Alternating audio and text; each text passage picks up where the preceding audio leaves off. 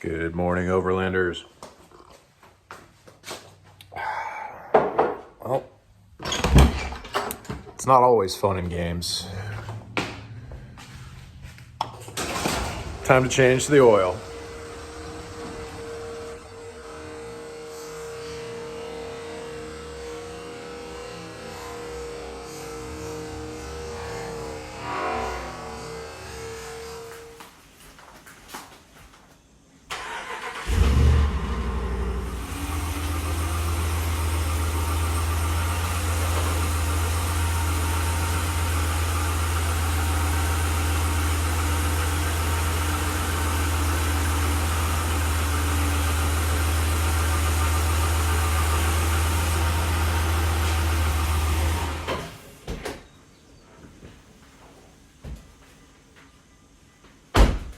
Hey, it fits.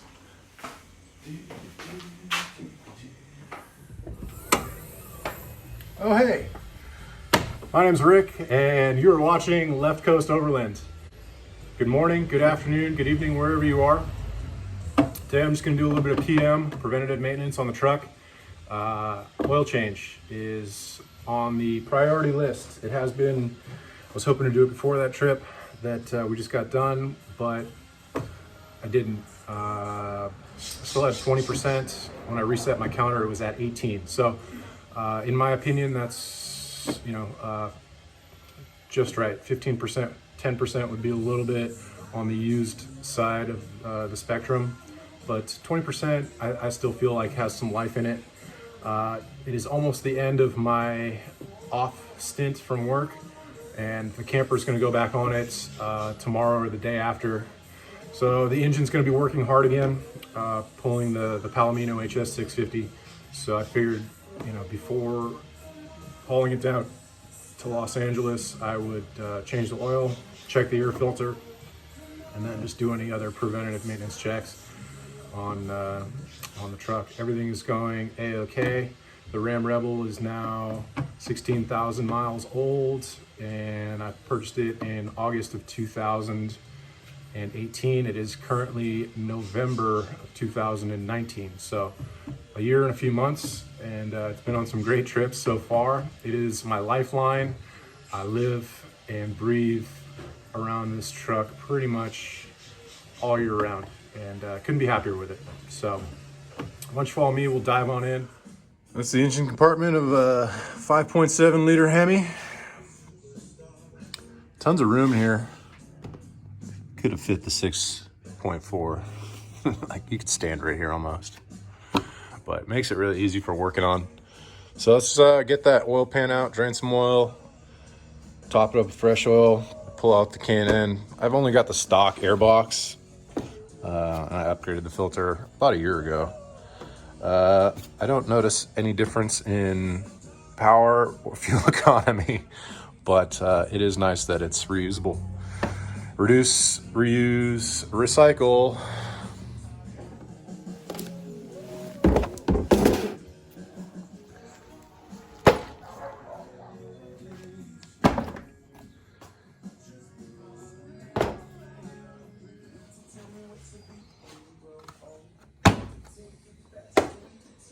I think that's about it.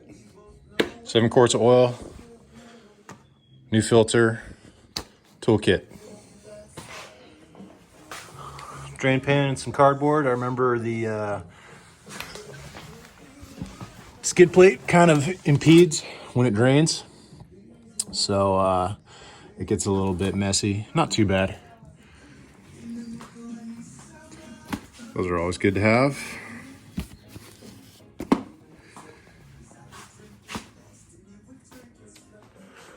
The one item that I don't have here is a funnel. And it just makes life so much easier with that. So I'm pretty tall. I'm 6 foot, and I'm not standing on anything, but with the way that the truck is configured, I can't reach the cap. Now I can step on the tow hook. It's a good spot. Put my foot in that little pocket, and I can come up and over, but funnel would make my life way better. And I was stupid. I meant to buy one, forgot it. Oh well. So just out of curiosity, let's check the level of engine oil. All right, the level is pretty much dead center between the two dots in the safe zone. Right where it should be riding, not too full, not running too low. So just like the Mobil one that I like to put into the engine, I also like to use higher quality filters for the air filter and also for the oil filter. And this little nugget right there is pretty amazing. So it takes a 1-inch socket or a 1-inch open box wrench, and yeah, that just makes life so much better to be able to wrench that thing off instead of using one of those strap wrench things. Just pop on a socket and away you go. And they cost about the same. It's like $7 for, you know, for a K&N filter versus $6 for a Wix or, you know, any of the other manufacturers. And a nice little Easter egg, they include the little window sticky that you can write your mileage and your next interchange. So it's like, for the do-it-at-home mechanic, that's my choice any day of the week. They sell them at Walmart. No, I'm not sponsored by K&N, but hey, when you got good parts, you got good parts.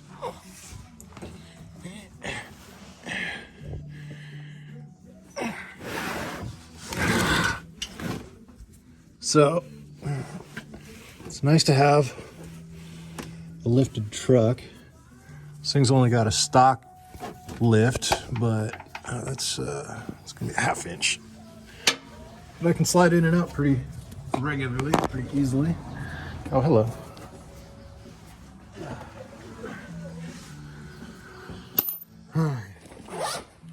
Just got the Yorktown tool roll by Atlas 46. It's pretty awesome. I used to just have one of those clamshell plastic deals that this thing came with, all these tools that my dad gave me before I shipped off to college like 20 years ago. And the tools are all in really good shape. I use them, that's what I built the Jeep with, but the case was just getting beat up. So I got myself an early Christmas present. It was kind of spendy, it was $150, but you know, it is what it is. Okay, we're just gonna let that baby just drain. The engine didn't really get hot, just turning this thing around, so oil is not super viscous, but that's okay. We'll let it drip dry. Gives us time to look at the undercarriage. So there's the skid plate here, front skid plate that protects the front differential. This is independent front suspension on this truck. It's not a solid front axle. So some things are still a little bit exposed, but that's what the cross arm and front skid plate look like. And then there's a rear skid plate that protects the transfer case back there. Behind the exhaust, you can see it. One thing that kind of unnerves me is right here.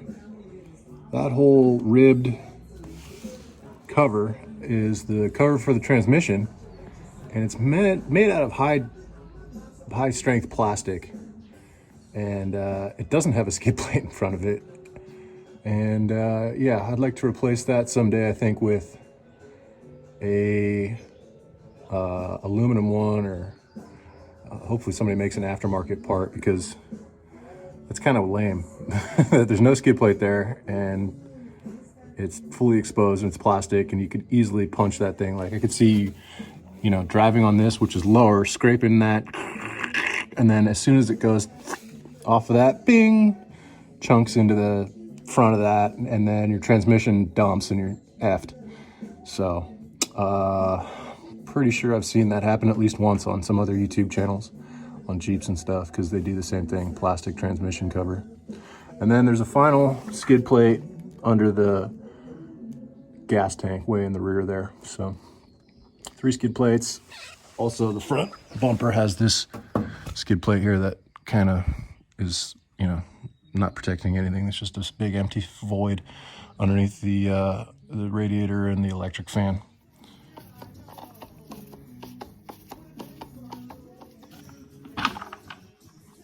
Beautiful. Still nice and clean. despite driving in all the dusty conditions. Let's see what the other side looks like. Really not bad at all. Apparently I wasn't driving it that hard because it's not dirty. And you know what they say, the dirtier these get, the better they work, to an extent. But it's a really clean engine deck. It takes cold air, so you can see there's the cold air intake from the front. There's an air dam right there, but takes it from in front of the radiator. And you know, like back in the day, that was an upgrade. K&N made cold air intakes for engines like this. Kind of don't really need that anymore. It's like built in. Truck manufacturers are getting smart. So I'm gonna just dust this off. I'm not even gonna use the recharger kit. It's not dirty enough to wash. And yeah, it's good to inspect. The inside of the box looks nice and clean. There's no bypass or anything like that, so I'm happy. I'm still looking for something that I can use as a funnel. I was thinking like a plastic water bottle, but don't have any of those. We drink water, but we just drink it out of carafes and stuff for the most part. So I don't have any small plastic water bottles kicking around. Although I have an emergency water bottle. One bottle that I've had, I think I got it at the dealership. And it's probably time to replace. That was over a year ago. And it's been sitting in my truck. Unless I already drank it. Nope. Ta-da. That'll work.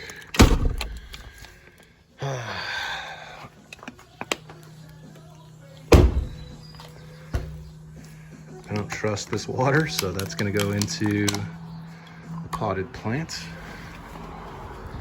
Not that I don't trust it. I would drink it in emergency, but got plenty of fresh water. And there's nothing like leaching plastics into your drinking water because it's been sitting in a hot truck for 16 months. The YouTube community is probably going to have a tizzy over this, but I'm going to take off the label and take off this little plastic ring so that doesn't inadvertently fall down into my valve cover. That would be bad. But I'll dry it out real good, make sure that there's no residual water, and then cut it, or I'll cut it first and then dry it out, I suppose. And that'll work as a funnel. Adapt, improvise, and overcome. Okay, I dried it out, and I'm gonna let it sit in the sun for a hot second while I pull the oil filter. Should dry up any residual, and we'll be good to go. Don't love the placement of where this filter goes. You can see where it's dripping from. So it's vertically mounted, which I guess is a good thing. Horizontally mounted ones drive me nuts, but it's tucked in between one of the CV joint boots and kind of got a wrap around the skid plate, which you can see retains a lot of the residual oil. So it takes a minute to like let that all drain out. Otherwise it's just gonna make a mess. If anybody has any better ideas, let me know. I'm open to suggestions here to prevent all that oil from building up in the pan. Like short of dropping the pan, I'm not gonna drop the skid plate. That is entirely too much work for an oil change. But yeah, let's come up with a better solution, Ram. Make it one of those canister mounted vertical ones that goes on the top of the engine, like on your 6 cylinders. You can get that thing in and out in a jiffy. Takes forever.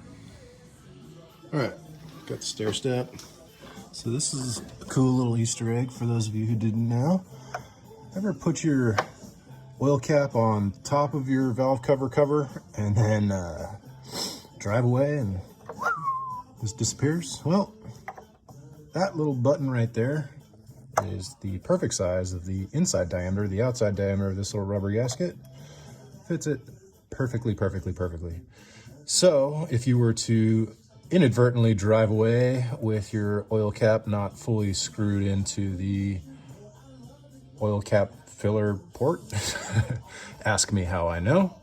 Well, it might save your bacon. You probably smell burning oil splashing up and falling onto hot exhaust components and whatnot, and you'd pull over and you'd go, let's pop the hood. I remember I changed my oil today. And then you realize, oh, at least you still have your cap. And you're good to go. So, whoever put that little design feature in, bravo. So, it has been probably close to 10 minutes, and it's still drip drying. Give it a few more minutes, and then we'll spin the new oil filter into place, top it up, do a leak check, and finish this project for the day. 10:30 in the AM, and I have other stuff to take care of. The honey-do list, it just never stops. Okay, the Eris God of War timer is saying that it has been at least 7.5, 8.5 minutes since I checked last. I see a few drips there. We'll just catch that with a paper towel. We'll spin on a new filter and we'll call it good. Yeah, is what it is. Like I said, the honey-do list is never ending, and in those 8.5 minutes, I got like 10 other chores done. One of my chores is to drywall this chunk of the garage. And that chunk over there too. Let's just look at the hood. At least this one's put together. Anyways, we clean that up, get this project finished. There's a little bit of residual oil that was fresh from a can. I use that to kind of massage the gasket a little bit that goes on the oil filter. Just makes it seal better. Old trick that I learned from my dad. Anyways, that's all spun back on. I've got the drain plug back in. So the next step is to fill the sump with approximately 6.5, 7 quarts of oil.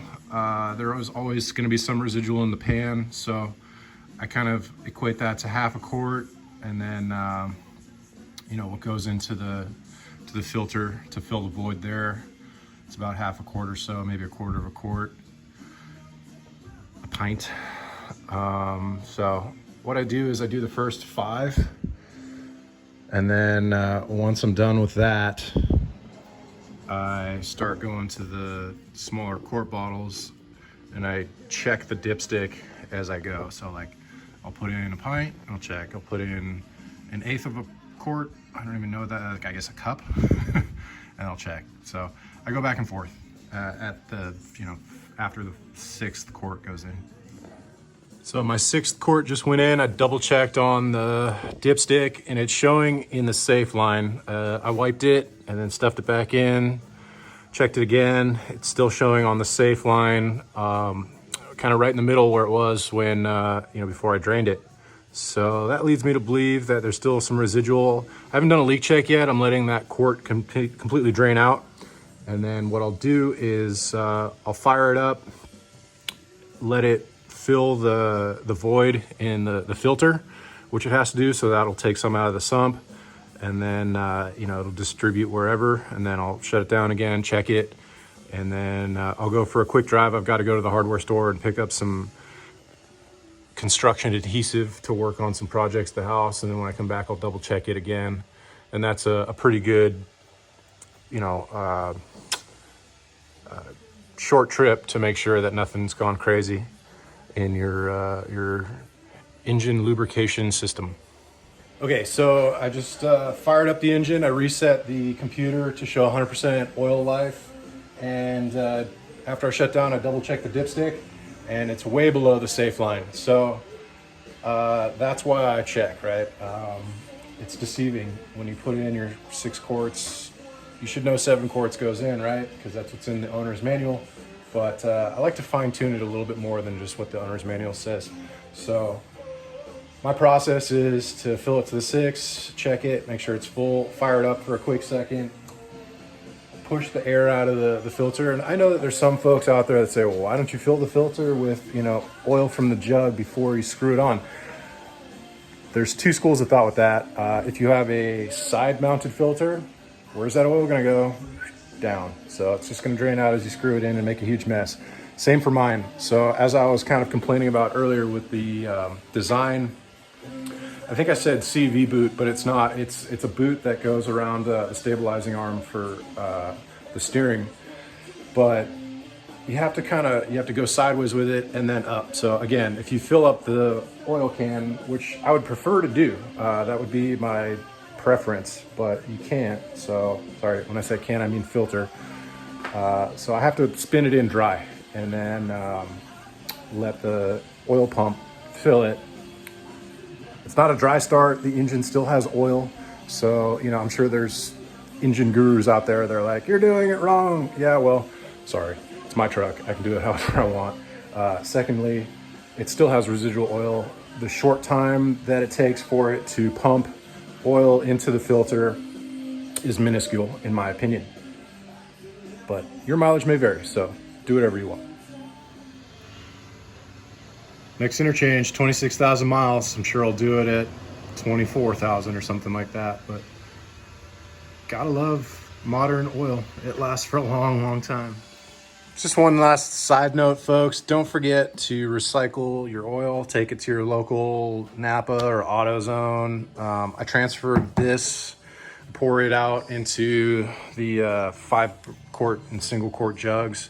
And I just bring that and drop it off. So be responsible. Take care of your environment as much as possible because that is what we're out there enjoying. So just wanted to remind everybody, and some folks forget the oil filter also can be taken to a recycle center versus just thrown out. I think I read a spec that like one oil filter in the landfill, used oil filter in the landfill, has enough residual oil still in all the pleats that, you know, can contaminate X amount of hundreds of thousands of gallons of water. So just a side note, be good, responsible overlanders out there. Okay, kids, we'll see you next time. I've got my oil top back up. Do a leak check again, spin around the block, come back, make sure everything is at the proper level and there's no crazy amounts of oil coming out from any areas underneath. Appreciate you guys watching. If you guys have any comments, concerns, if you guys like videos like this with kind of easy DIY stuff, I know most of you guys change your oil. But hey, there might be some you know, young buck out there that's like, ah, shoot, how many quarts of oil go into my new Ram Rebel that I paid for with my own money? Anyways, I digress. It's good to have people out there that are out there doing the same stuff as you guys are, and that's why I do these videos. I appreciate all the support. We just launched a video of our trip last weekend. One of my great buddies bought himself a 2020 JL Rubicon. So if you haven't seen that, check it out. I'll put a link in the, well, you'll see it after this goes black. Stay on for another 2 seconds and it'll pop up right there. If you guys have any questions, type them in the box. I pretty much answer everybody that comments, and I like hearing from you folks. So if you want different videos, more videos, less of me, whatever, just let me know. I appreciate it. My name's Rick. This is Left Coast Overland, and until next time, we will see you out on the trail. Don't forget, preventative maintenance, the best kind of maintenance. All right, thanks guys. We'll see you later.